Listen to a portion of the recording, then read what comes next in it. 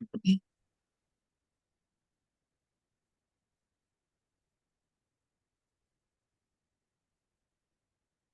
everyone. We're just going to wait a few minutes to let some other people join, and we'll get started at 10 or 5 after the hour. I know people are in different time zones.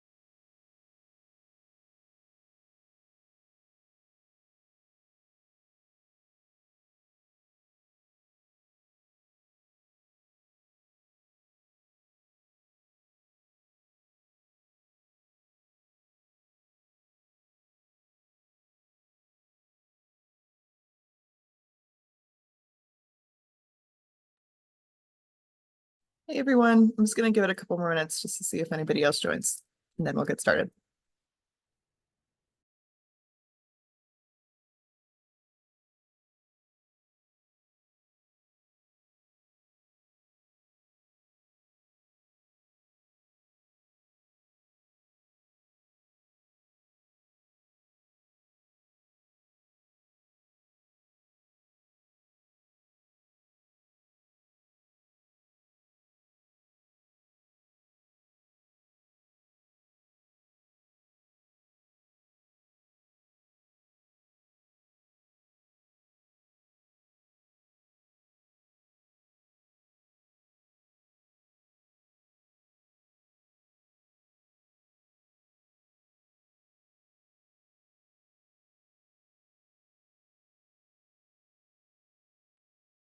All right, we're going to get started just so we have enough time to get through everything. Thank you, everyone, for joining today. We have a great topic that we're going to talk about. Obviously, the importance of community and building grassroots support is a topic that's near and dear to all of us that are going to be speaking today. If you go, yes. So these are our panelists. Hi, I'm Caitlin Benedict. I'm the Deputy Program Manager. I'm based out of San Jose, California. Adrien, if you'd like to introduce yourself. Hi, everyone. My name is Adrien Horton. I'm Lead Clean Energy Associate with BlocPower, and I'm based in Denver. And Terri, if you'd like to introduce yourself as well. Sure. I'm Terri Jackson. I'm with the African American Trade Association and a CAB member. Awesome.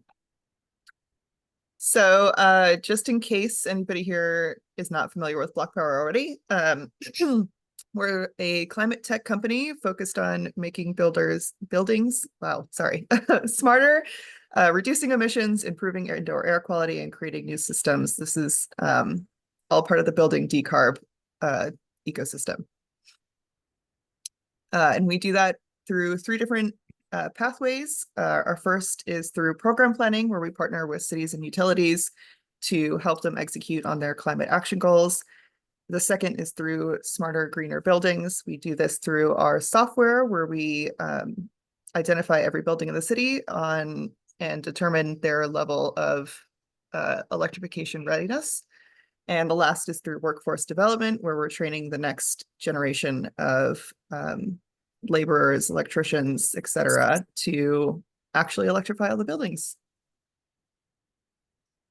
As you can see, we are nationwide. We're in many states and many cities. Right now we have San Jose and Denver represented by our panelists. But yeah, as you can see, we're across the country. So our first topic, we're just going to introduce what, building community support looks like, and I will turn it over to Adrien to speak on this. Thank you, Caitlin. So if we go to the next slide, I just wanted to start off with the context of the role of governments and the public sector, which I know a lot of you in the audience are part of that. So when we think of the role of governments in the building decarbonization or building electrification ecosystem, obviously, we love when you give us funding through incentives, rebates, tax credits. Keep in mind, this can be at the local level, the state level, and the federal level. And we at BlocPower try to stack or braid as many incentives, rebates, and tax credits as we possibly can to lower overall project costs for our customers.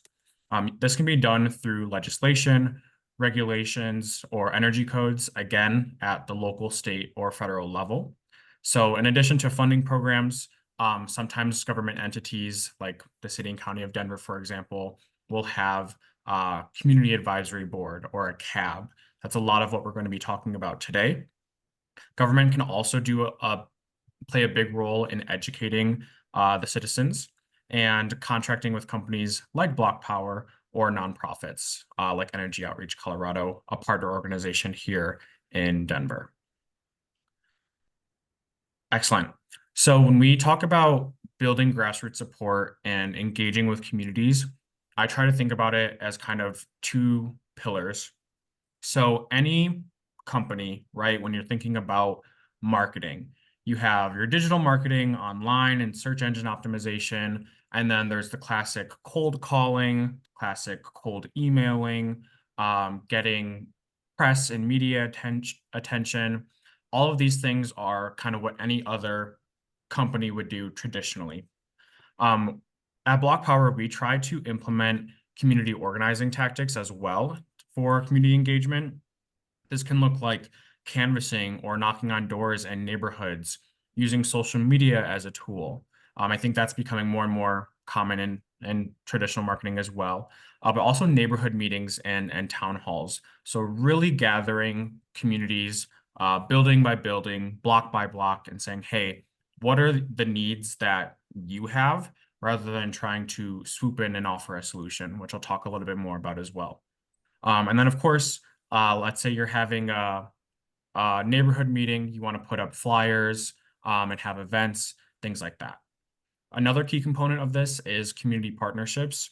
I want to emphasize that this can be across issues, sectors, trades. So even though we are focused on building electrification, we partner with African American Trade Association, for example. We'll partner with other environmental nonprofits, government agencies, neighborhood associations, other nonprofits or companies that work on separate issues but have similar values where there's overlap and alignment in our values, so that we can work together and collaborate. This work is much too hard to do alone, even within one organization. So partnerships are key to making this happen. But again, one topic that we're going to be talking about a lot today is what we call CABs. CABs stands for Community Advisory Boards. And we think of this as kind of an intersection of those two pillars that we are talking about. So we can go to the next slide, and I will pass it to Caitlin to talk about the importance of CABs. Yeah, so like Adrien said, CABs are something that BlocPower uses for most of their programs that they do. As you can see, the purple markers on the map are where we have cabs currently. Adrien is in charge of the Denver cab, and Terri is one of his cab members. I'm in charge of the San Jose cab, and we have other people in charge of the Georgia, Ithaca, and I believe Peterborough cabs. So why do we use cabs in the first place? Adrien just kind of laid out, the different tactics that we use for outreach, as well as the community organizing, and cabs are kind of a way to bridge both of those things and bring like the best of both worlds together. They're obviously very rooted in the tenet of community organizing, particularly with truth-based outreach. When anyone goes into a community to try to bring a new solution to the table, outsiders aren't necessarily trusted, right? Communities have their own members that they trust, their own leaders that they trust. And so someone coming in and telling them, hey, you should do this thing, you kind of have to build a trust in order for them to, take you at your word. So that's why we start with community advisory boards. So we go to different organizations, whether that's community centers, nonprofits, like Adrien was mentioning. We also go to houses of worship because we know that those are seen as trusted tenants of the community. And we build trust that way. So we have, Adrien will go into this later, but we have things like one-on-ones with individual members of the communities to talk to them, hear them out about what they're struggling with, and then hopefully figure out a way to bridge this solution that we're proposing into their community. So what we do is we build up these cabs, which are a coalition in a sense of different individuals across the community and different organizations. And they help us build our outreach strategies. Not every community is going to react or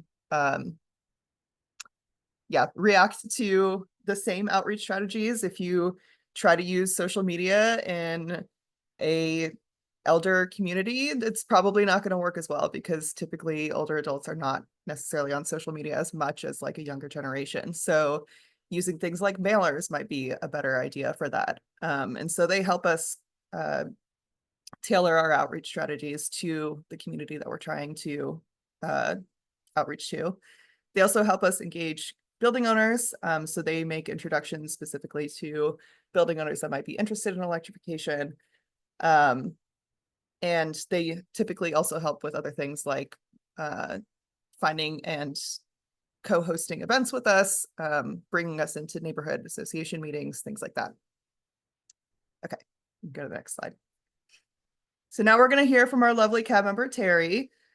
She's going to tell us about her experience at the Denver cab. And yeah, so if you want to go to the next slide, Terri can give a brief intro to herself. Yeah, thanks so much, Caitlin and Adrien, for having me. I'm a Denver native, born and raised in Denver, very committed to my city. And for the last 25 years, 30 years, I've been an owner of a family business where we're an electrical contractor. So the work of BlocPower just interests me in that field as well, just because we're in the field and all of the regulations and the changes that are taking place in the electrical field are really important. And so that was one connection. And then the other connection was the executive director of the African American Trade Association. And we're all about connecting our community to health and wealth opportunities. So whether it's a job or whether it's information about what's going on in their community, the African American Trade Association is involved in it. And so, the benefits for being a cab member are really, they're really two or threefold, right? Like I get the benefit of understanding what's going on in the industry, which benefits not only my company, but it benefits our ADA members who are also in the trades and in construction. And then the other part is I get connected with other folks that are in the community, because the cab board is comprised of different community folks. So it actually truly expanded my network of folks that we know that are on grassroots, that are there. And then, in terms of what the responsibilities and the expectations, I mean, I feel like I gather more my benefits for sitting on the CAB board are tremendous, and it does come with some responsibilities and some expectations, which include, I think Caitlin talked about it, right? How do we bring BlocPower into our networks? How do we introduce them? How can we help them know the ways of outreaching to our community, right? We know on the ground what works, what doesn't work, and we have access to those folks. And generally the CAB members are influential in their community. And then also we have the responsibility of introducing them to building owners that can actually put those products in. So whether it's a landlord, whether it's a community building out there where the landlord, we know the landlord, where we can talk to the landlord to saying, hey, this is a great program. Did you know you can actually upgrade your HVAC in your building? And there's some government incentives that come along with that. So it's been a really wonderful experience for me, and I really enjoy working on it. Awesome. Thank you, Terri. So I do have some questions for you. So what motivated you to join the Denver CAB in the first place? Well, they have one guy called Adrien, who's like a phenomenal dude out there, and he is just all over the city. He's genuine in his outreach. He's very knowledgeable and experienced in everything, and you feel his authenticity, right? Like, you know that he wants to be a part of our community, and that makes me want to help him, right? Like, yeah, I could do that for you. I think the other part is I get the benefit again of learning about the industry. It's kind of cutting edge. And so you get the ability to be on the cutting edge of a fast growing industry. Yeah, totally agree. Adrian's great. So how has being a CAB member influenced your perspective on community development? You know, it's really interesting. It's really kind of, I would say, harnessed my understanding of how difficult the work is and how hard the people work on the grounds and how big the need is, right? The needs are really tremendous. And so it just really makes me want to work harder to solve the problems. So. Yeah, do you want to expand a little bit on like what you've seen that makes it so Hard? Yeah, so difficult? Well, I mean, I think a lot of the folks that are on the ground, like we had a conversation at the last CAB meeting, and there was some environmental justice issues that were going on in one of the communities where they were putting these oil tanks. And so some of the members were talking about that, and I had no idea that that was going on. 3 or 4 days later, we got an email from the group that said they removed them. And it was because of it was the power of the community that did that. And so that was like a tremendous story where it's like, okay, our work is not in vain. We need to keep going and we need to keep moving forward. So that's part of it. The other part of it is there was a woman who, her kids had asthma, and we were able to swap out their systems, and they had fresh air for their first time. I mean, it's really truly impacting the health and wealth of folks by doing this work. And so you get to see that as well. Yeah, no, I love that. I think that story just like totally highlights why this work is so important in the first place. Because I mean, not to say that it wouldn't have happened otherwise, but like I think this helps those stories happen more often and quicker than they would have happened otherwise. So Agreed. So I mean, you kind of already touched on this, but like what's been your most rewarding aspect of being on the Denver CAB?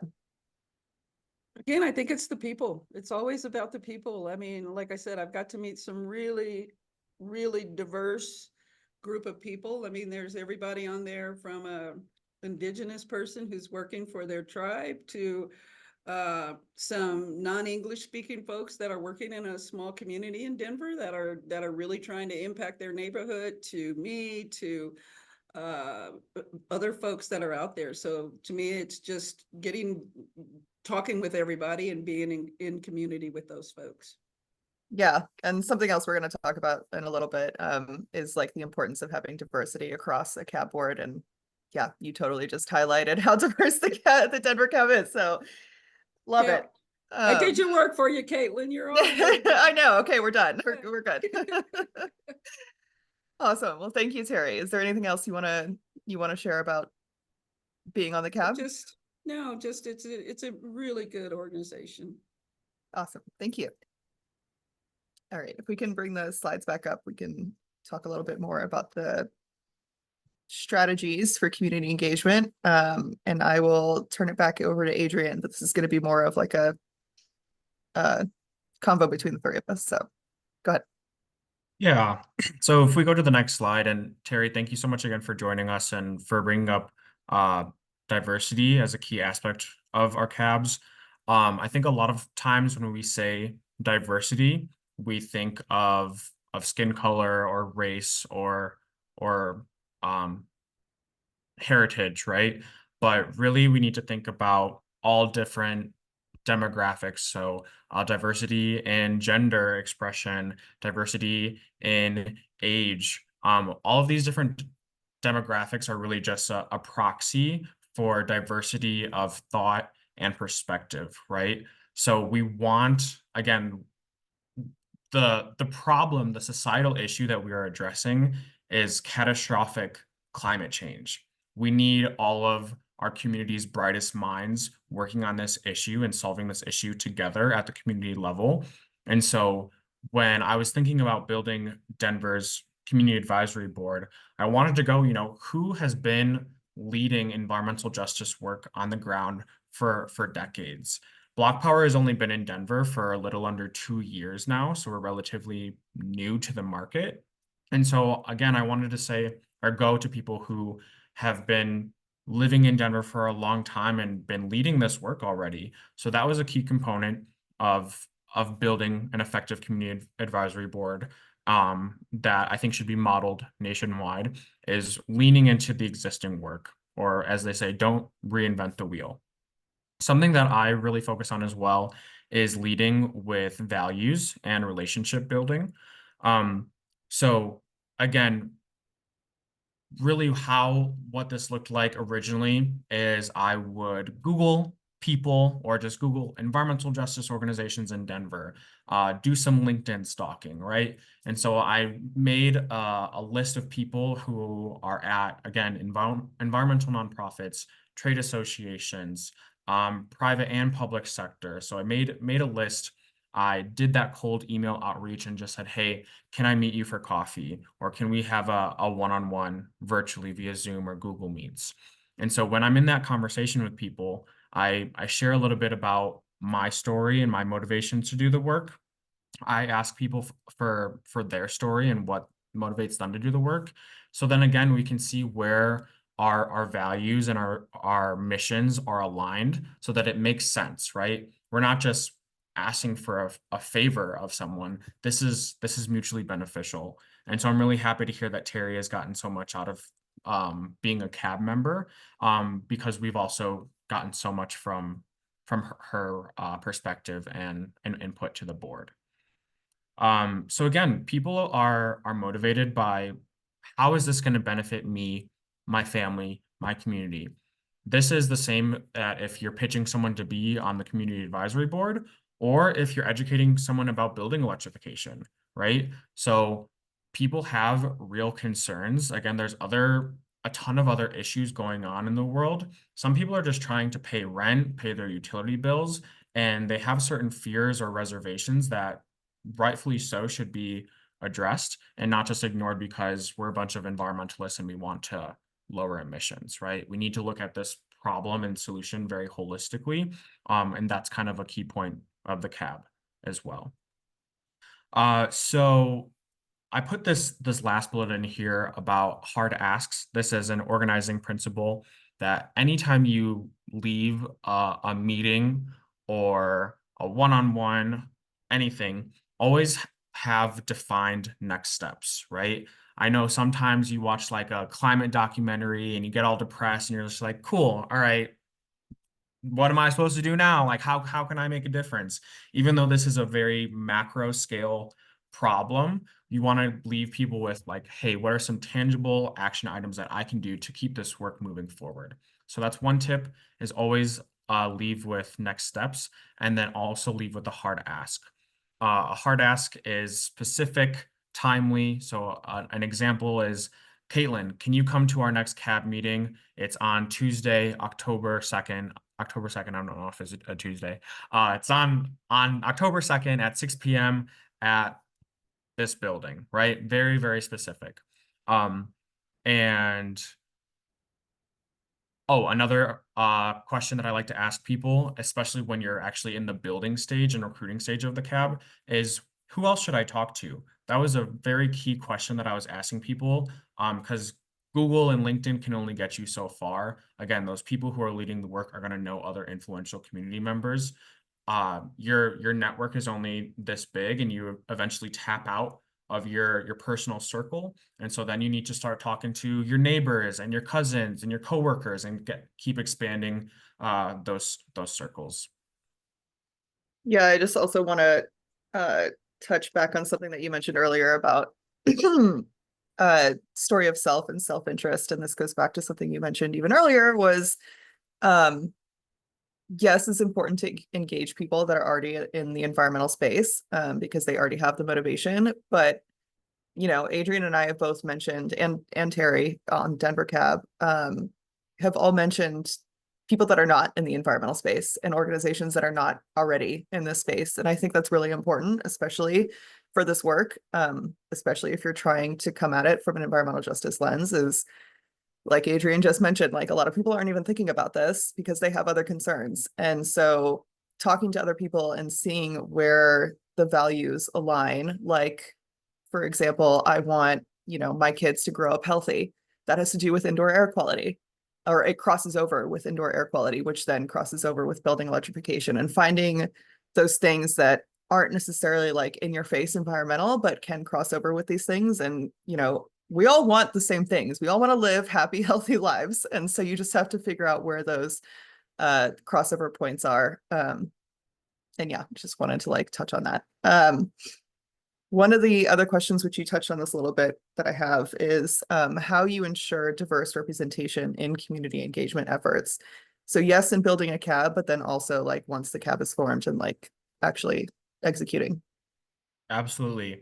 How you go about that is very intentionally. So, for example, the Denver Healthy Homes program, at least we're funded through the Climate Protection Fund, which states that at least 50% of the funds and projects need to go to frontline communities. So that is people of color, people with disabilities, non-native English speakers, young children, older adults, and other populations that are hit, quote unquote, first and worst by climate change.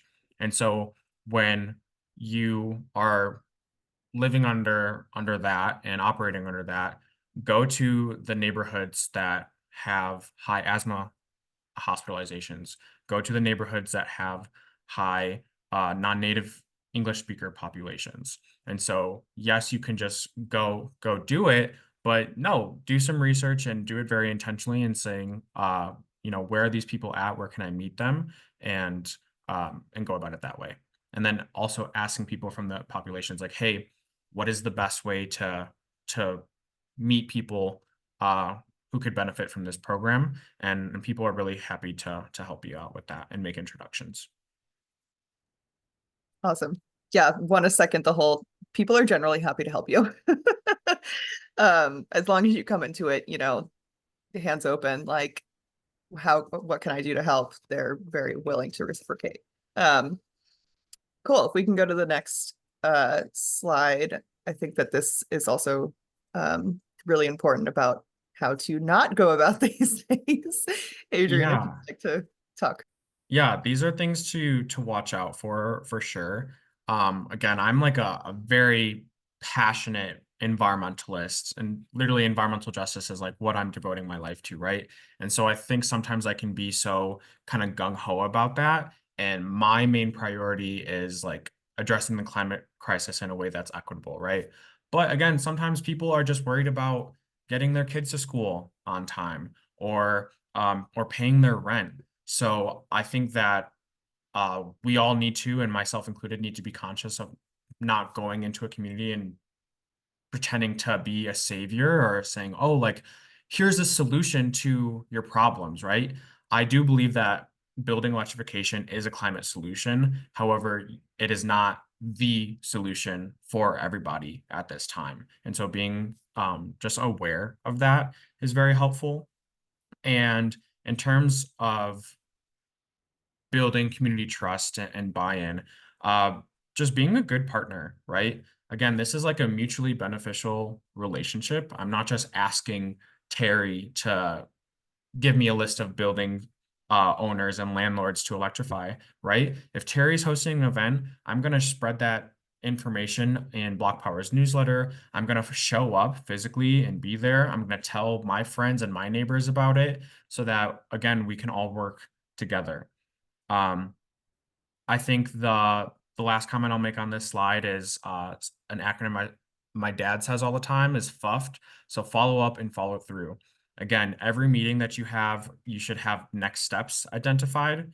You need to follow up and take those next steps, not just, oh, like I'll send you a follow-up email with more information about Denver's program. Make sure you do that. Make sure you do that within 24 hours, right? So especially when we're talking about historically marginalized populations and in the government of context of government, there's been so many broken promises, especially for indigenous populations, African Americans. So don't continue that negative legacy, right? So follow the promises of what you commit to, follow through on your commitments, and FUFFed, follow through.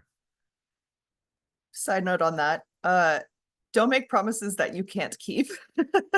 Yes. I see this a lot, particularly with government officials saying, you know, one thing, even though they're not entirely sure if they can actually follow through on that, and that leads to, you know, breaking community trust. I know we all want to be able to help, and we want to be able to make promises that we can actually like follow through on, but don't make the promise if you can't actually follow through on it, or if you're not sure if you can follow through on it. It's better to make smaller promises and actually follow through than to promise something larger that you don't know if you can. That's a good one. I think also too, right, if you have a cab meeting that ends at 8:30 p.m., don't say you're going to send the follow-up email tonight. Do it tomorrow morning. Or don't say, oh yeah, we'll get this to you by the end of the week, if maybe it's not only up to you. So that's actually really important, Caitlin, right? Don't make promises you can't keep. Yeah. And I think that has to do with, sorry, the expectation setting of like literally what Adrien just said. Like if you can't send it that night, don't say you're going to send it that night. Say you'll send it the next day or even, you know, by the end of the week. And if you send it earlier than that, like great, that's even better. One more comment if I can make on the expectation setting, especially if this is if you're trying to build a brand new program. This takes time, right? As in any relationship, trust takes a long time to build, and trust is earned, right? Like respect is earned. So again, being conscious of not just trying to swoop into a community and solve their problems, even though we're really excited about building electrification. This takes time, and I've probably had 200 one-on-ones in the last year with community members and just trying to advocate for the company and the program, recruiting for the cab, continuing to not just like to ongoing management for the cab. So I just want to set expectations that this does take a long time, but anything worth doing is worth doing well. I love that phrase. Anything worth doing is worth doing well. Before we move on, I just also want to talk about these photos because I love them so much. So these are from events that Adrien and I have both attended or hosted. The one in the top left is one that I attended in San Jose, and I just really want to call out this little dollhouse that's in the corner because I think this is really important to like building community connection. It's a dollhouse that shows everything you can electrify in your home. One, it's on the ground so that children can actually come up and play with it. And I think that this is like such a great tool to engage families in particular. A lot of people will, if you're, if any of you have ever hosted a booth, you all know that a lot of people will like stand from a very far distance and like walk by, and then if they're interested in it, they'll come up. And electrification is not fun. Like that's not a fun thing you want to like go talk about. But the dollhouse kind of helps, one, children are like, oh my God, dollhouse, I want to go play. So it brings the family in, but also it's really engaging and that it's like very basic. When we talk about electrification, a lot of people don't necessarily know what that means. It's like kind of this weird term that like is like it could mean a lot of different things to a lot of different people. So I think being able to show like visually, these are the different things in your house that you can switch from gas to electric very clearly explains what electrification is. And yeah, I just think that that's really important. If Adrien, you want to talk about your photo. This was a cool event hosted by My Outdoor Colorado. They just had a tabling opportunity, and BlocPower was able to sponsor the event and purchase some piñatas for the kids to hit and just make the event fun. So again, that's just part of being a good partner. It's a give and take and mutual relationship. All right, Terri, I have a question for you now. After we've talked about all of this, how to actually build community trust. And I've kind of talked about some mistakes. Both of us have talked about some mistakes that we see organizations make. But you, as a community member, what is a common mistake that you see organizations make when doing community engagement? And how do you think that that can be avoided? You are muted, by the way. Yeah, that's a really good question. I think the most common mistake is that, again, they come into a community and they assume they know what the community needs or what the community wants, right? And so it's like they're putting on us and not for us or with us. And I think that to me is the biggest mistake. And it costs everybody, right? It costs time, it costs trust, it costs all of those things that if you had just come in correctly, like I want to say BlocPower has, like it just makes it such a better experience. So that is the one. And then the other, try to think about something else that I could share. Yeah, it's more like the big brother and the paternalistic thing, just kind of coming down and dictating what's going to happen, that I think people get so offended by, particularly those on the ground. Great. Thank you. Looks like we have a question from the audience if we want to talk about this before we go to our last slide. What technology do you use to help you research who key community members and partners are that you should connect with, especially when going into a new city? Yeah, good question. So I am a fan of LinkedIn stalking. So typing in like I think having some base level knowledge of some organizations in your community is super helpful, right? So starting there if you have that. But even if you don't, just Googling again, like social justice organizations or building electrification, like that's oddly specific, right? Or just environmental nonprofits, trade associations. Those are some of the keywords that I would search in Google or in LinkedIn. And then with LinkedIn, you can click on an organization and then it'll give you a list of current or past employees. So during reaching out to them is really helpful. I think something else that would be cool, a good tool would going on government websites, let's say Colorado Department of Health and Environment, for example, they will list their grant recipients on their website. So you can see which organizations have received government funding from, let's say, the state or the city, and then starting there as well. So I think all of those things that I just mentioned are a really good starting point. But a key strategy that I want to highlight again is at the end of your one-on-one with whoever you have that conversation with, ask like, hey, who else is doing really cool work that I should talk to? I think that's my favorite part of my job is talking to other really cool, passionate people who are doing awesome work in the community. So that's how I would go about that. Yeah, I do also want to highlight one other thing on government websites, at least what I've seen, is that they usually have a list, or at least a list of some neighborhood associations. And typically will have their meeting times, or at least like a contact that you can reach out to. And so going to those meetings or just talking to whoever the host is and talking to them about, who actually attends these meetings. Because again, like these are all community members. These are our neighbors. These are our friends. This is our family. Like just talking to people about what it is they do and like are they part of a nonprofit that they volunteer their time for? Are they part of another environmental organization? Are they a trade worker? Like neighborhood associations are a good way to like meet a lot of different people in a lot of different fields in one spot. So I think that that's another good tool. Yeah, oftentimes organizations will list if they're part of a coalition or like a sign-on letter, then you can see a lot of organizations that are usually pretty aligned and with similar values as well.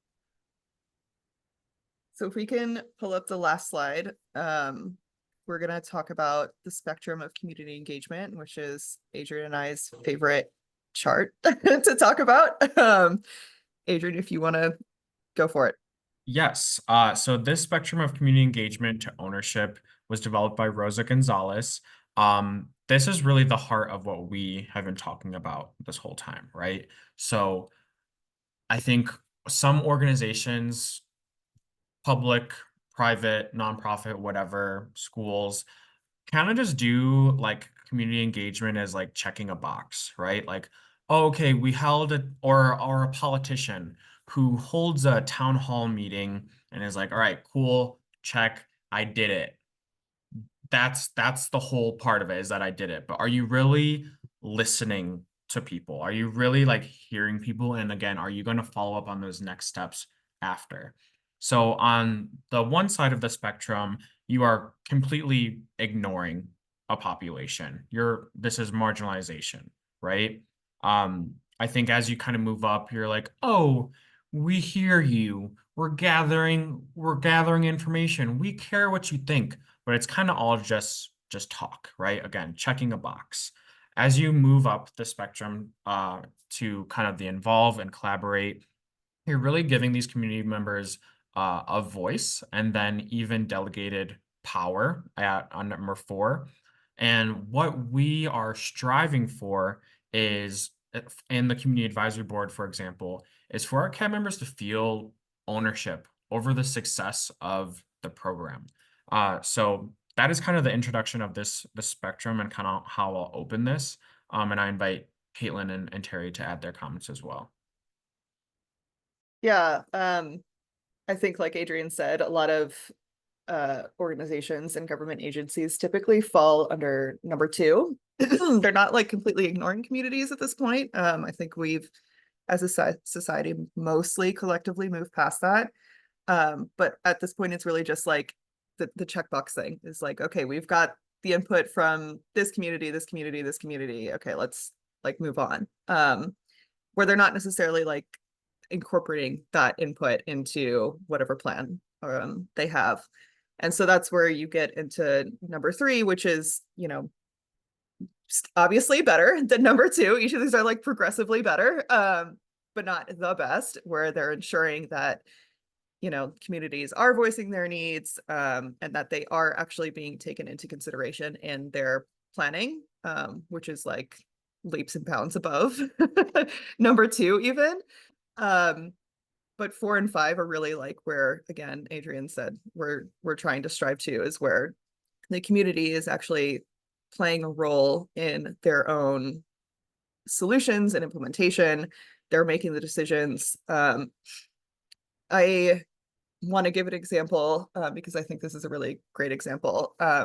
Like I said, I'm in the city of San Jose, and we have a CAB here, and I work with the actual city, and they have a program called Project Hope, where they are community liaisons essentially for the government. And these people were already community leaders. Like this is taking like up to 4 and 5, like taking like our CAB to the next level essentially.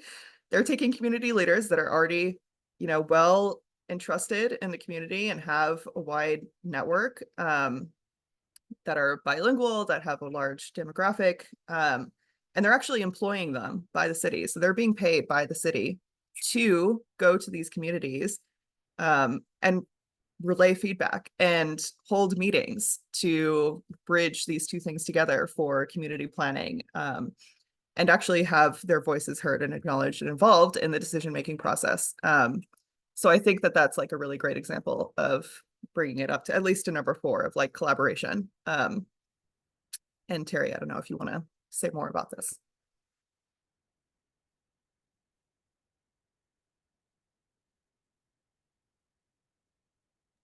No, I just wanted to no, don't have anything. I think we're on 3 as our cab and heading over to 4 and 5. But I love this slide. I think it nails it on the head of what it means to go from community engagement to ownership. And I like it a lot. Yeah, it's Adrien and I's favorite too. So I wanted to make sure we highlighted it. Yep. All right. I think that is the end of our slides. So if anybody has any other questions, feel free to put them in the Q&A box and we will take them.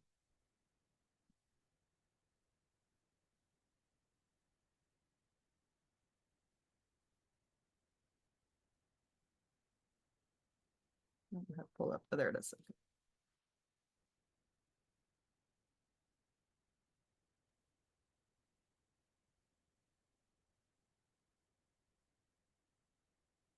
I'll give it a second in case people are typing in questions.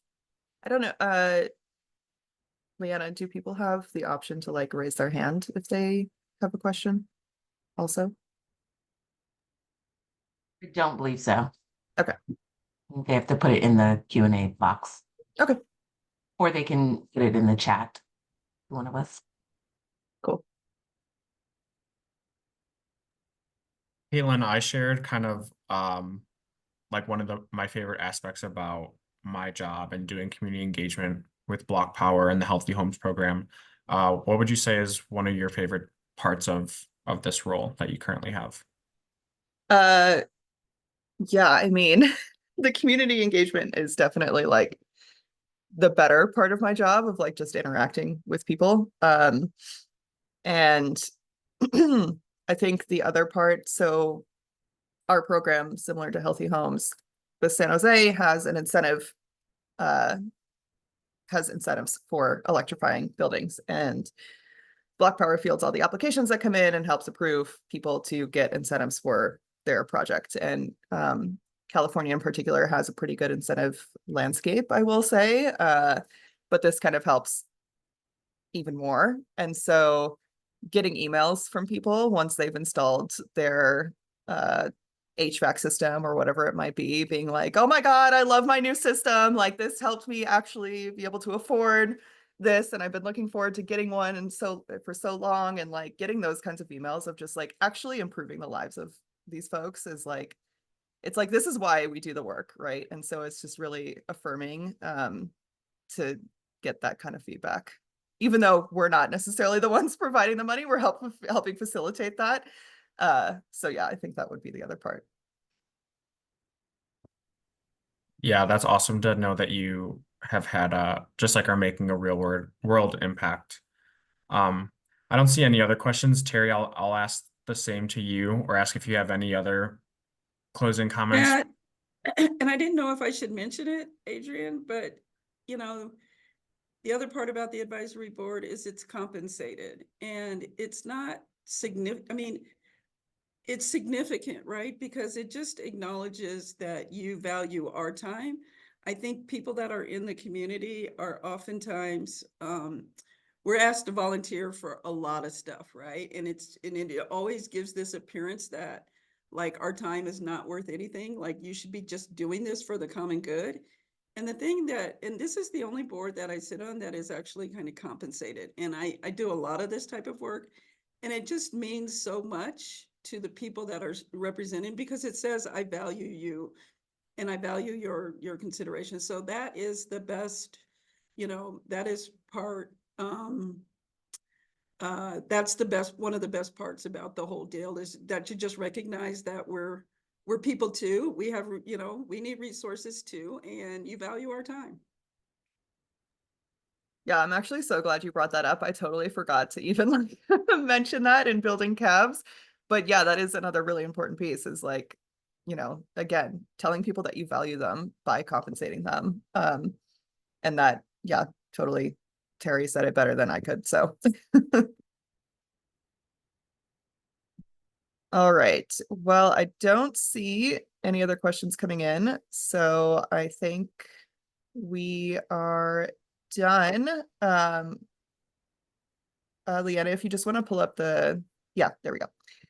This is Adrien and I's email. If you have any questions or follow-up comments about how to implement community engagement or a cab in your city, or just, general questions about community engagement, we're more than happy to have a conversation with you. Otherwise, you can go to our website, blockpower.io, to learn more about the work that we're doing in the other cities that we're involved in. And yeah, feel free to reach out with any questions that you have. Thank you for coming. Yeah, thank you all for joining. And I'll also just challenge you to engage with the communities that you live in. So there's like a joke, it's like you call yourself a community organizer, but you don't know your neighbors' names. Like, engage with the communities that you live in and work in. It's tough times, so we need to support each other. And yes, schedule a call with Caitlin and I, and we'd be happy to continue this conversation. Awesome. Thank you, Terri, again for joining us. And thank you everyone else for joining the webinar. Have a great rest of Thank your you.